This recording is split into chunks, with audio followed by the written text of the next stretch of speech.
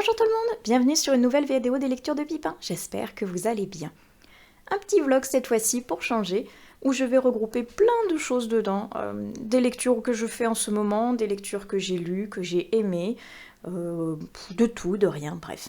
Un petit vlog pas prise de tête, très sympa, qui j'espère sera beaucoup moins long que le premier que je vous avais proposé en début d'année. C'était pas prévu qu'il soit aussi long, mais je crois finalement j'avais plein de choses à dire. Alors j'ai envie de débuter cette vidéo en vous parlant de deux lectures qui sont deux SP que j'ai fait pour le mois de janvier. Et j'ai envie de vous en parler parce qu'en fait, ces deux livres ont été, on va dire, assez importants pour moi. Ils sont tombés pile poil au bon moment, quand il fallait.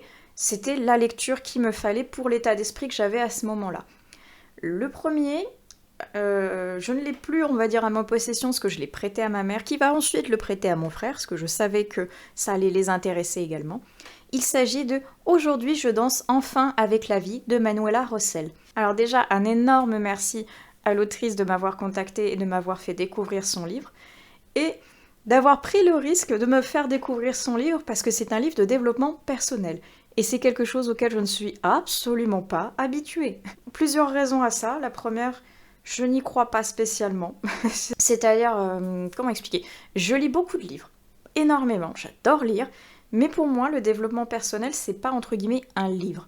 J'ai du mal à concevoir le fait qu'en lisant un livre qui nous dit pour être mieux dans sa vie, dans son corps, dans sa tête, ceci, cela, il faut faire ça. Et j'ai du mal à concevoir le fait qu'à la fin de la lecture, on se dit oui, d'accord, je vais faire ça. Enfin, je sais pas. Pour moi, ça peut aider, ça peut soulager, mais ce n'est pas, comment dire, le déclencheur. Je l'ai lu, mais ça voit que c'est bien ce que je dis. Pour moi, ça n'a rien, on va dire, déclenché. C'est ce que je disais à Manuela. Peut-être que je ne suis pas encore tout à fait prête, tout à fait ouverte d'esprit pour que je puisse me lancer à la suite de la lecture d'un livre de développement personnel, entre guillemets, à aller mieux dans ma vie ou dans ma tête. Mais en tout cas, il est arrivé quand même au bon moment parce que je l'ai lu entre fin décembre et début janvier à peu près, où ma tête était surchargée de pensées négatives, de stress, d'ordre du travail, d'ordre personnel, d'ordre des fêtes, d'ordre de plein de choses. Et tout ça bouillonnait dans ma tête, bouillonnait en moi, ce qui fait que je n'allais pas spécialement bien. Ça va mieux. J'ai toujours des hauts et des bas, mais ça va mieux. Ne vous inquiétez pas, je sais qu'il y a des personnes de ma famille qui regardent cette vidéo. Je vais bien, tout va bien, ne vous inquiétez pas. Revenons-en à « Aujourd'hui, je danse enfin avec la vie ». J'ai voulu tenter l'aventure, parce que déjà la première approche avec Manuela s'est très bien passée. Elle a réussi à me donner envie de lire son livre, malgré le fait que je partais avec beaucoup d'a priori et beaucoup de « je n'ai pas l'habitude du développement personnel en livre ». Mais je voulais tenter l'aventure parce que, comme je vous ai dit, j'aime beaucoup lire et j'aime aussi énormément sortir de ma zone de confort. Parce que lire les thrillers, c'est chouette, mais c'est bien de voir autre chose aussi à côté. Alors je me suis dit, pourquoi pas? Je vais tenter. Et ce livre est fait pour, on va dire, se sentir mieux, se sentir soulagé du stress et surtout arriver à trouver où est cette source de stress, d'où est-ce qu'elle vient, et comment réussir ensuite à la gérer, à la canaliser, voire peut-être même à la faire disparaître.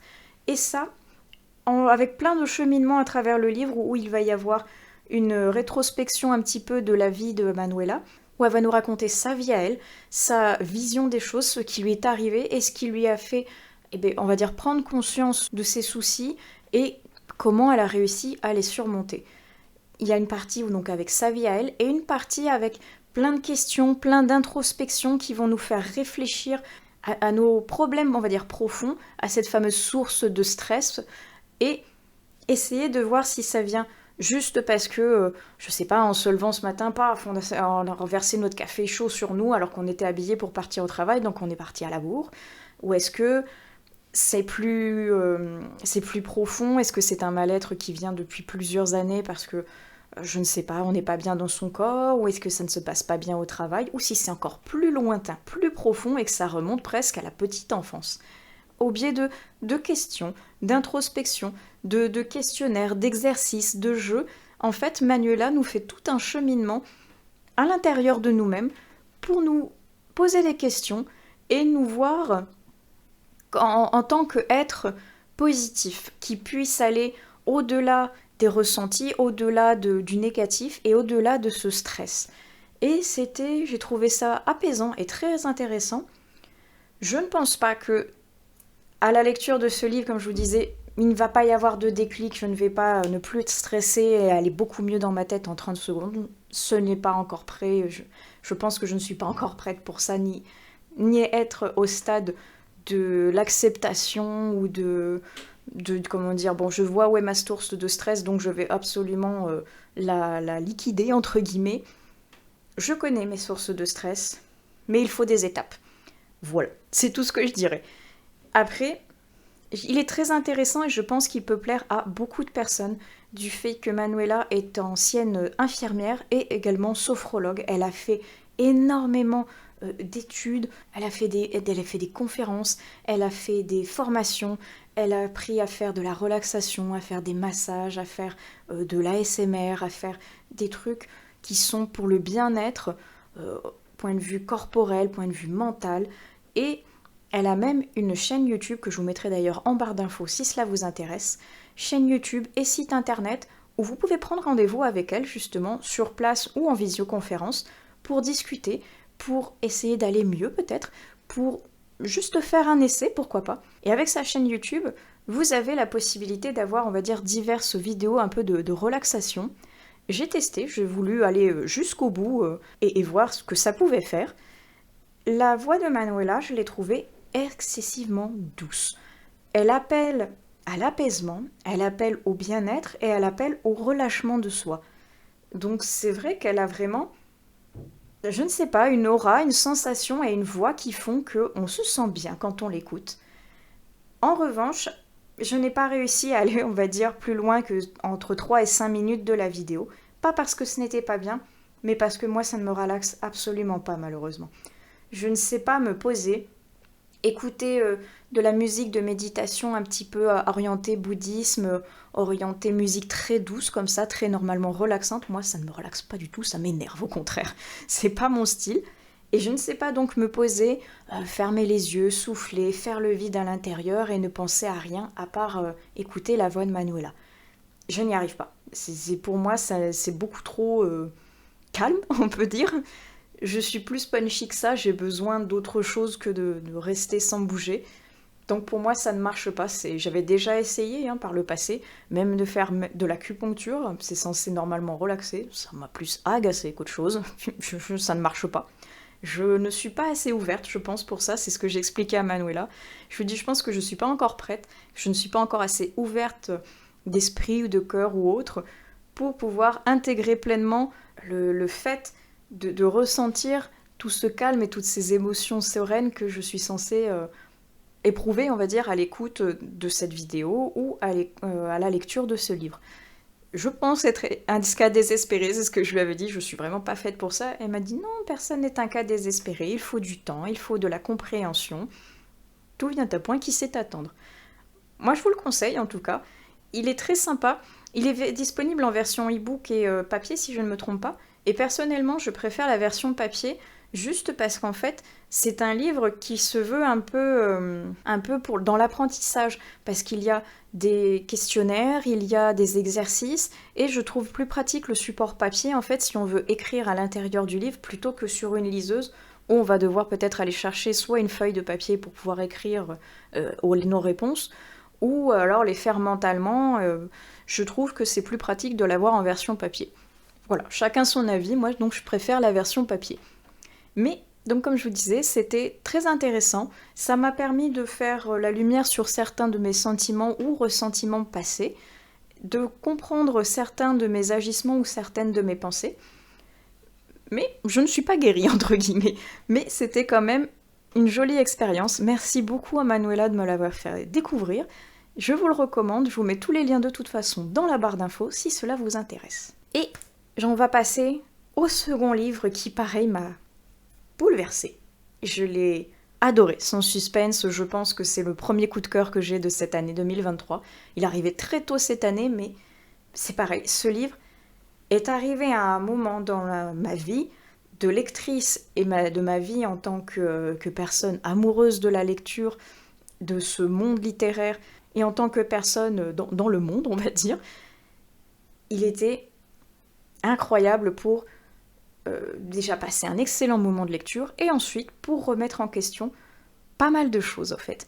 Je voulais vous parler de La liseuse pile ou pâle de Armand Endersix.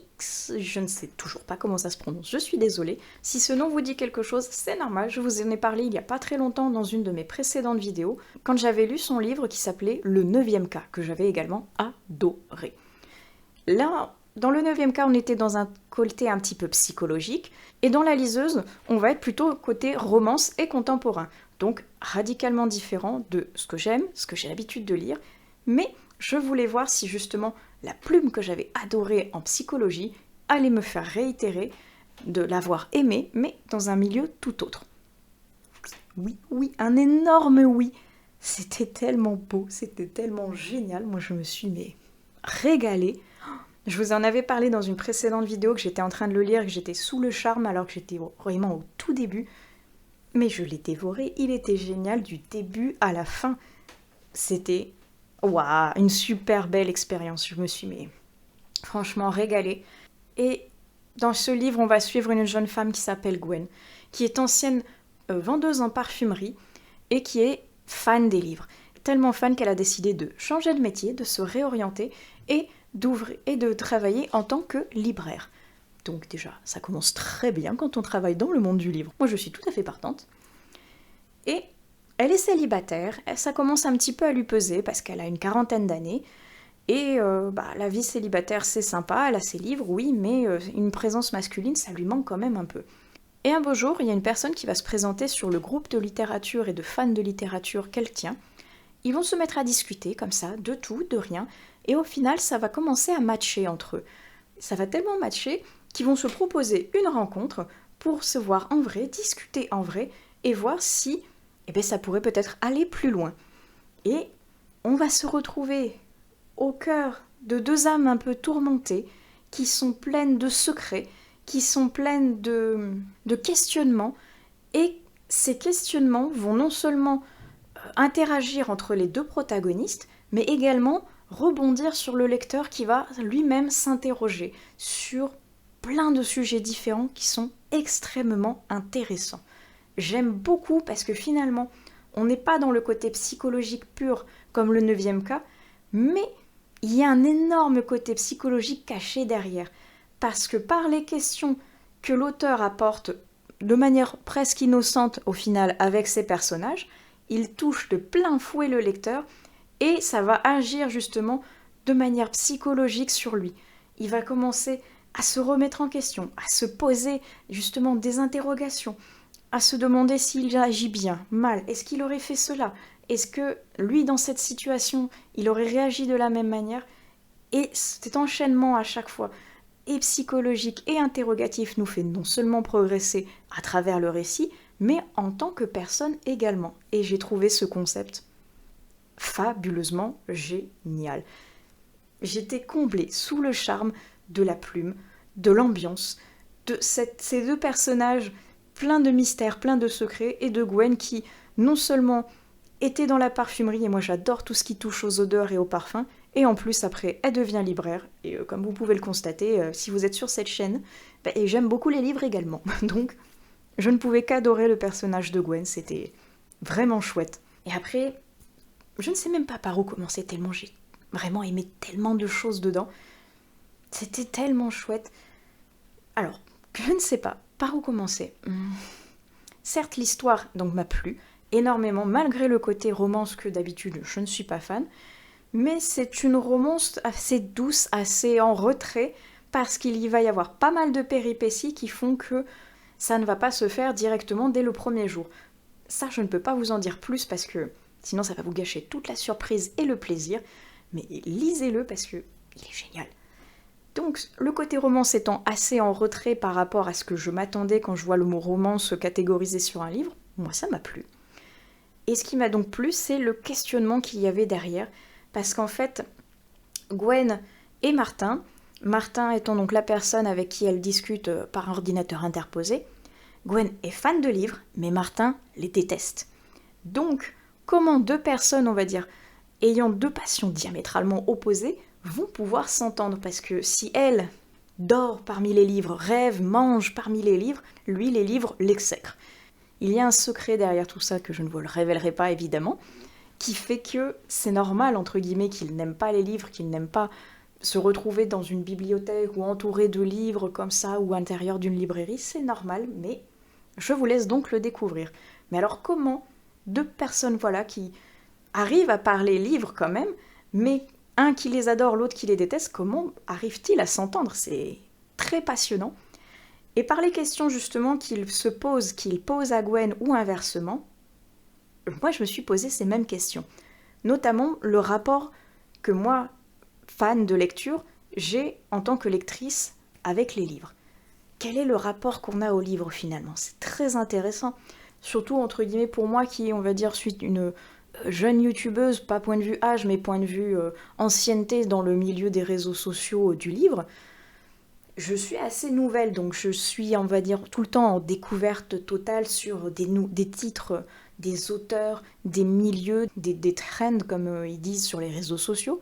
Moi, je découvre un petit peu tout ça parce que même si maintenant j'ai un pied dedans depuis 2-3 ans à peu près, il y a quand même des choses que je découvre complètement, des choses que je ne sais pas faire, des choses que je n'ai pas spécialement envie de faire non plus.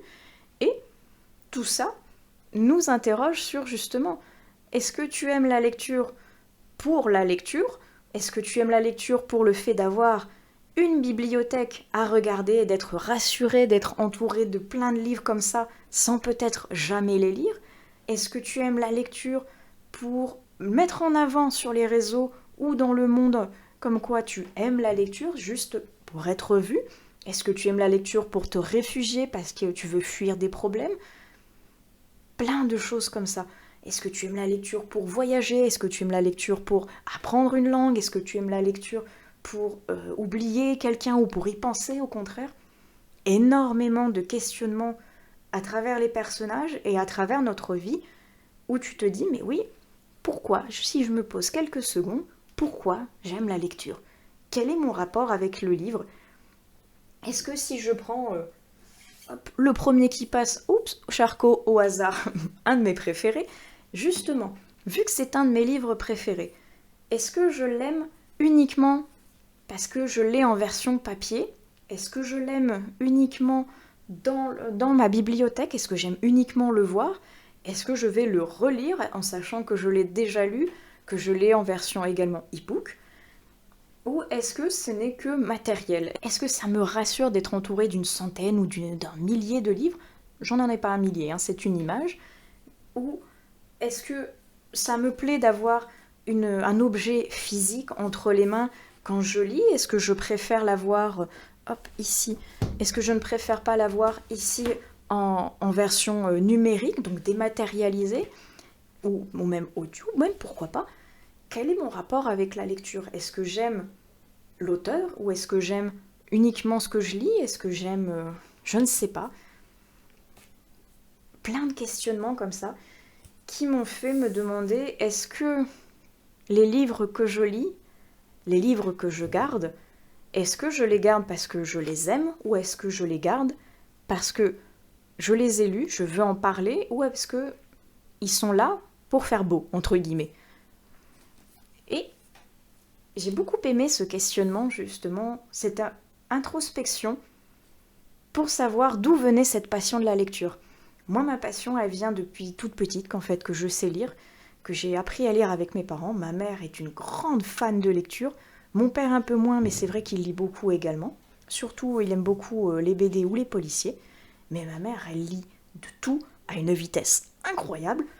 Et je pense que ça vient de là, ma passion de la lecture. J'ai toujours vécu entourée de livres, entourée d'histoires, entourée de personnages fictifs qui avaient l'air tous incroyables. Je voulais déjà tous les lire avant même de savoir ce qu'ils contenaient, si c'était fait pour mon âge ou pas en fait. Et je pense que ça vient de là. J'ai toujours baigné dans le monde de la lecture, j'ai toujours aimé ça, j'ai toujours aimé les matières en rapport avec le littéraire, le français ou les langues. Et le fait d'être maintenant, on va dire, pas dans le milieu du livre professionnellement parlant, même si franchement ce serait mon rêve d'avoir une librairie rien qu'à moi, ce serait génial, ou pouvoir travailler en librairie ou en bibliothèque, médiathèque, je serais mais vraiment aux anges. parfaitement dans mon milieu, à l'aise, entourée de tous ces objets que j'aime énormément. Et est-ce que c'est pas justement, est-ce qu'on s'interroge un peu entre guillemets toxique de ne rester qu'entouré de personnages fictifs justement et pas de personnages réels? C'est ce que nous cherche à nous montrer Martin à l'intérieur, que garder ces objets-là, ça ne sert à rien en fait, à part prendre la poussière une fois qu'on l'a lu. Voilà, qu'en fait-on? On peut le garder, on peut le prêter, on peut le revendre, on peut le mettre en boîte à livres. Plein de possibilités s'offrent à nous. Moi, j'ai fait le choix de garder ceux que j'aime. Et grâce à cette introspection, ce questionnement, je me suis dit, peut-être que je pourrais faire un tri dans cette bibliothèque au final. Ne garder vraiment que ceux qui ont une attache particulière, soit dans mon cœur par rapport à un souvenir ou par rapport à un coup de cœur littéraire, par rapport à une collection peut-être, je pense une fois de plus aux Franctilier que j'ai dans les mains et les Franctilier que vous voyez à moitié derrière moi. C'est une collection que j'aime pour l'attachement que j'ai, point de vue littéraire, à cet auteur, à ses histoires, à cette saga. Mais peut-être que je n'ai pas le même attachement pour toutes les lectures que j'ai dans ma bibliothèque.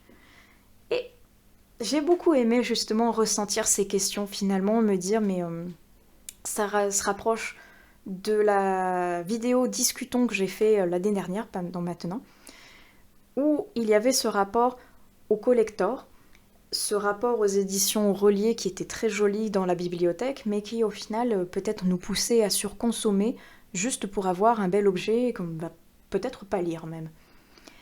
Et là, ça a poussé le concept encore plus loin avec le fait de je garde les livres, oui, parce que j'y suis attachée, oui, mais est-ce que je vais les relire? Peut-être pas. Et peut-être que si je ne les relis pas parce que je n'en ai pas envie, ou parce que je l'ai déjà lu et qu'une fois de la lecture me suffit, mais peut-être qu'il ne faut pas que je le garde finalement. Ça ne sert à rien de s'y attacher parce que si je n'ai pas envie de retourner le lire, peut-être que je n'y reviendrai jamais. Donc pourquoi pas le revendre, pourquoi pas le donner, pourquoi pas le prêter à quelqu'un qui n'a pas peut-être encore fait cette découverte littéraire et que ça va plaire à quelqu'un d'autre. C'est très très intéressant.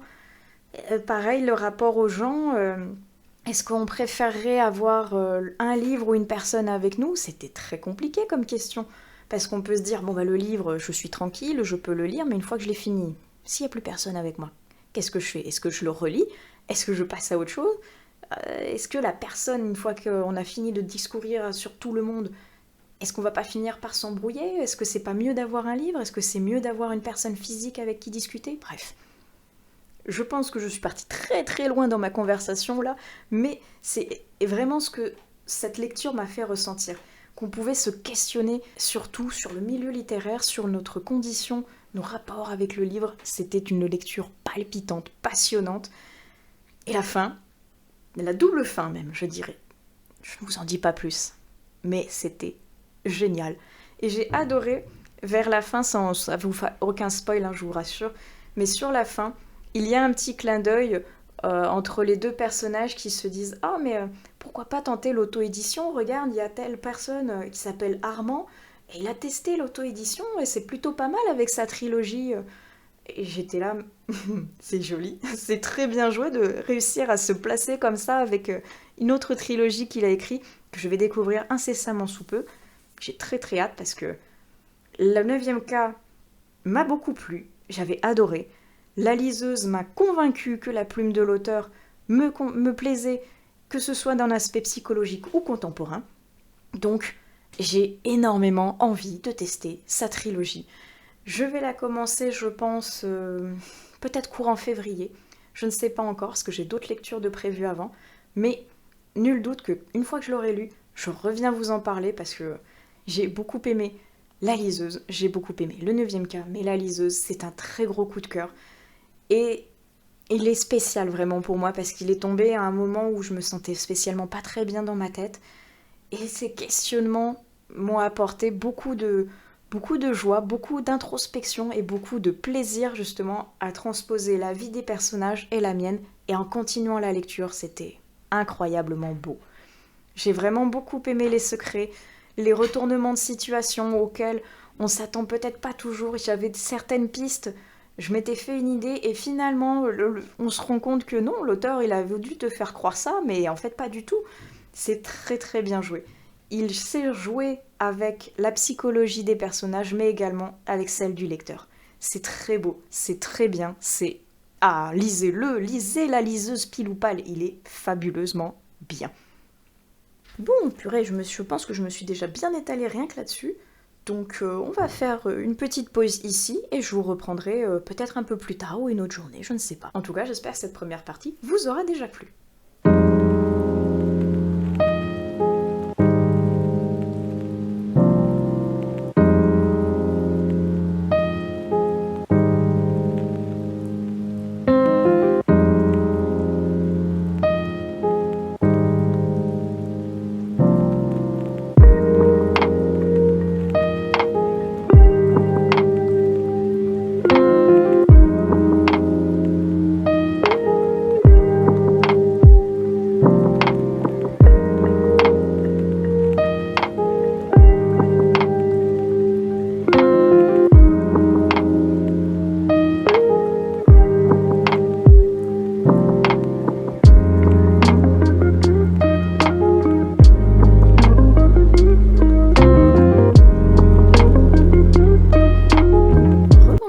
J'espère que vous allez toujours bien. Je reprends un peu plus tard pour vous parler maintenant des lectures que j'ai en cours. J'en ai 2 actuellement. Je me suis calmée parce que la dernière fois j'en avais 4 d'un coup. Ouh, c'était beaucoup trop. Ça n'allait pas. Donc, la première que je suis en train de lire, elle est pour le PLIB. Il s'agit de Un chien de l'enfer. Je sais plus, je crois que je vous en avais glissé quelques mots il n'y a pas si longtemps, mais j'avais lu genre 5 pages, donc vraiment le tout au début. Là, j'ai bien avancé, je suis au milieu, je pense à peu près, ou alors j'ai dépassé un petit peu la moitié. Et c'est tellement toujours mystérieux, je ne sais vraiment pas où je vais aller avec cette lecture, c'est incroyable. J'aime beaucoup, c'est particulier, mais je suis arrivée à un moment où je ne sais pas où je vais, où je ne sais pas si je suis dans le réel, si je suis dans le fantastique, si je suis dans un rêve. C'est incroyablement bien joué pour le moment. J'ai vu comme quoi il y avait beaucoup de gens qui n'avaient pas adhéré à la plume ou au style de l'histoire. Moi j'aime bien, mais je ne sais pas où je vais. Pour vous faire un bref résumé, on va suivre un couple qui sort d'une soirée et sur le retour en voiture, pendant qu'ils discutent, quelque chose traverse inopinément devant la voiture et pour l'éviter, le conducteur va faire une embardée et malheureusement ils vont se prendre un grave accident. Au réveil, le jeune homme se rend compte qu'il a été légèrement blessé, mais que sa compagne est morte dans l'accident. Donc évidemment, il est dévasté, mais ce qui lui prend de court, c'est que sur son lit, il y a un petit chien qui est là. Or, il n'a jamais eu de chien. D'où sort ce chien? Qui est-il? Que fait-il là? Est-ce que c'est lui qui a traversé devant la voiture? On ne sait pas. Et là où j'en suis, je ne sais toujours pas vers où je vais en fait. Je ne peux pas vous faire de spoil parce que là, je suis dans un moment, mais je pense qui est crucial. On est vraiment dans un retournement de situation, on est dans le fantastique, mais je ne sais pas vers où je vais, je ne sais pas si justement je vais rester entre guillemets bloquée dans le fantastique. J'hésite avec le fait que ce soit le personnage qui rêve, ou est-ce que c'est vraiment la réalité, et il me manque encore des éléments, il faut que je progresse un petit peu plus pour voir ce qui va en être, parce que c'est bien, franchement j'aime beaucoup ce que je lis. C'est particulier, oui, mais j'aime bien. Donc, j'espère revenir dans pas longtemps en vous disant ça y est, j'ai la fin et j'ai le fin mot de l'histoire. En attendant, pour le moment, moi j'aime beaucoup en fait. Donc, ça c'était la première lecture, Un chien de l'enfer. Je l'ai en version e-book, donc en général, j'aime bien la lire le midi. Comme ça, quand je vais au travail, j'emmène ma liseuse avec moi et quand je suis à ma pause, je la lis tranquillement entre midi et 2. Et celle que je vais vous présenter, c'est ma deuxième lecture et c'est ma lecture doudou pour le soir. Vous avez entendu le mot magique, lecture doudou, donc oui, on va parler d'un Tina Muir, le premier que je peux lire cette année. Et je l'ai sorti pour plusieurs raisons. La première, c'est parce que je l'avais mis donc dans le cadre du Cold Winter Challenge de cette année, donc j'avais envie de le découvrir. Et ensuite, c'est parce que j'avais participé à un concours l'an dernier où je l'avais gagné. Donc je suis très très très contente et je voulais le découvrir parce qu'en fait, les 2 précédents romans de Tina que j'ai lus, je les ai adorés. Et je me suis dit, il m'en reste encore au moins 2 que j'ai dans ma bibliothèque et que je n'ai pas encore lus. Il y en a d'autres que je n'ai pas encore achetés, et que je n'ai pas encore lu, mais que j'ai envie de lire par la suite. Et donc j'ai commencé par celui-ci, parce que ce paysage merveilleux, franchement, moi, ça me donne qu'une envie, c'est d'aller dans ce chalet, d'aller au milieu de la montagne, là, dans la forêt, et de ne plus en bouger. De rester avec mes livres, de rester avec mes chiens au coin du feu, et pouf, je n'en bougerai plus. Je serai tellement trop bien là-dedans. Et je pense que mon mari, c'est pareil, il adore les grands espaces comme ça, un chalet comme ça, perdu au milieu de la forêt. Ça le ferait également extrêmement rêver.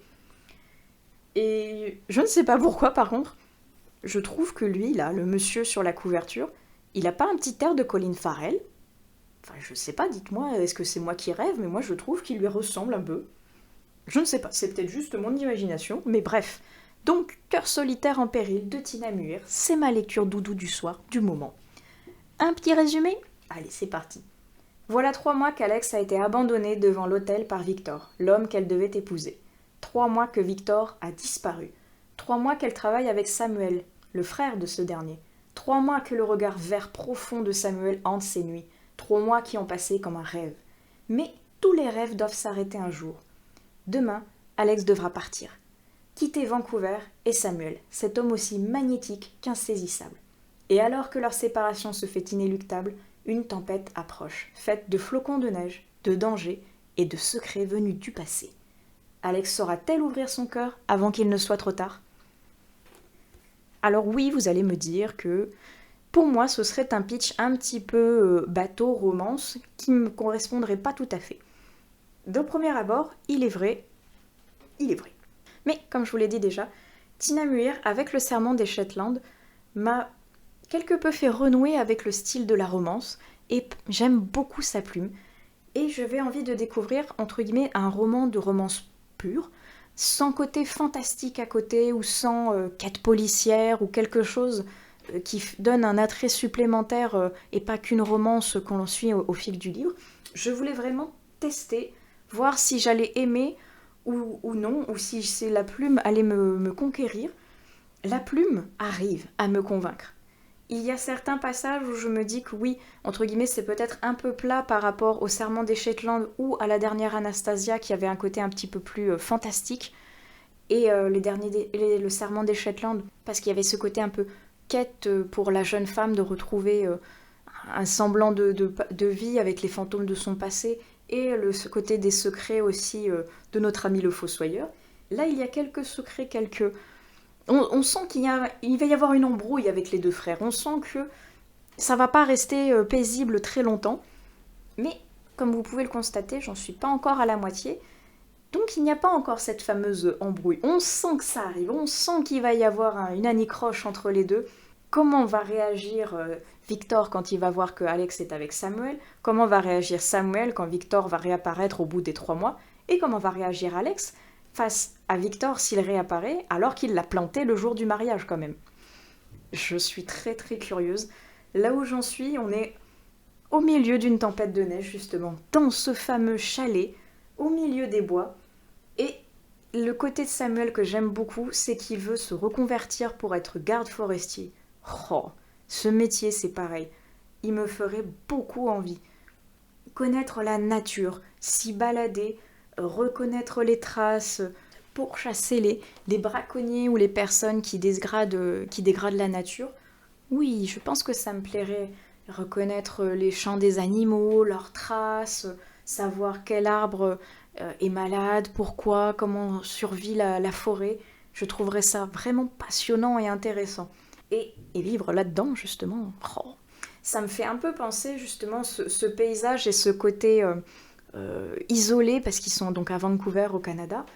Ça me fait vraiment penser à l'émission Seul face à l'Alaska, où ce sont des personnes qui vivent et parfois même travaillent au fin fond d'une forêt, et on suit leur mode de vie, loin de toute civilisation, comment ils arrivent à survivre, comment ils s'y sont adaptés, comment ils vivent en harmonie avec la nature, avec leurs animaux, comment ils arrivent à survivre face au froid et tout. Ça me fait un peu penser à ça, le côté justement, ils habitent dans un chalet au milieu de nulle part, ils sont perdus au milieu d'une tempête de neige, mais il a les connaissances nécessaires de la nature et les moyens financiers aussi derrière pour réussir à survivre. Et Alex, non. Alex, elle apprend tout ça et il va lui montrer justement comment ça va se passer. Et j'en suis là. J'en suis au moment où il lui dit allez, qu'il aimerait se reconvertir. Est-ce que ça lui plairait de rester avec lui et de vivre justement au milieu de nulle part comme ça, de quitter son ancienne vie, de quitter son ancien job. Est-ce que ça lui plairait? J'en suis là. Donc ça avance plutôt bien. C'est encore très mystérieux. Victor n'est pas totalement réapparu. Donc, j'aimerais en continuer, en savoir plus. Pour le moment, j'aime bien parce que je retrouve ce côté doudou, comme je vous disais, de la plume de Tina, qui arrive à nous envelopper de douceur. Elle nous enveloppe dans un cocon neigeux, dans un cocon de douceur.